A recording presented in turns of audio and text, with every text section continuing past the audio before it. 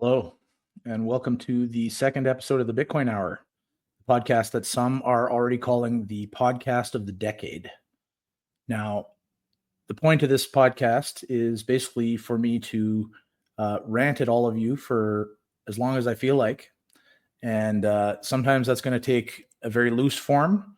But one thing that I'm going to be doing repeatedly on here is something that I've been working on lately for some conferences and whatnot. It's basically a bit called Bitcoin Fixes Everything, right? We all know the meme, but the meme is really rooted in reality, right? And so essentially what this comes down to is that fixing the money will fix the incentive systems that ultimately are causing most of the problems in the world right now.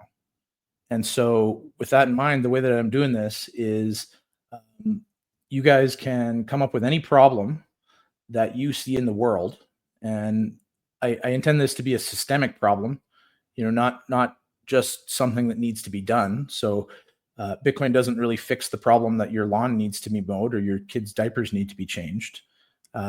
You could pay someone to do those things, but in a systemic way, those are not really problems with the world. They're just tasks. And so what I'm looking for are things that are actually wrong with the world, things where you look at it and you're like, no, that's just not right. And so I'm going to be soliciting questions. If you can come up with any problem in the world, you let me know and I will explain how Bitcoin fixes that. And it's a pretty simple process, actually. I'm going to be doing it for the first time live tomorrow, a Saturday, November 16th, at a conference that we're putting on called Sovereign Minds at Mount Royal University in Calgary. And we've still got some tickets available for that. If anyone is looking for them, it's sovereignminds.ca. But I'll give you an idea of how this works. So we take a problem that is something that, generally most people can agree upon, and then we start to look at the incentives. So I'm going to give you an example. This is something that my friend's mom brought up to me a little while ago as I started talking about this. And she said, my dishwasher doesn't work very well. It doesn't really clean my dishes. And how does Bitcoin fix that? And, she was looking at this as like a real gotcha. Like, okay, how can Bitcoin have anything to do with dishwashers, right? But just like everything else, it actually does come right down to the incentives. So dishwashers are kind of interesting. And that's why I picked this for the first example, because like very few things, dishwashers are actually named after the only thing that they do, right? And so that provides a pretty clear idea of what the incentives should be on a dishwasher, right? When I buy a dishwasher, my main incentive is that I want it to wash my dishes, right? And that's almost all of the incentive, right? I might want it to be quieter or faster or something like that, but realistically, if it's not fulfilling that core incentive, I don't care how fast or quiet it is. I need it to wash my dishes, and that's really the core of everything that it's supposed to do. And normally, in a properly functioning economy with properly functioning money, when I make a spending decision about a dishwasher, I would rationally choose to avoid the dishwashers that don't wash my dishes very well, right? But now we're in this situation where the value of the money that I would have otherwise spent on a dishwasher, a lot of that value is being siphoned away by money printing.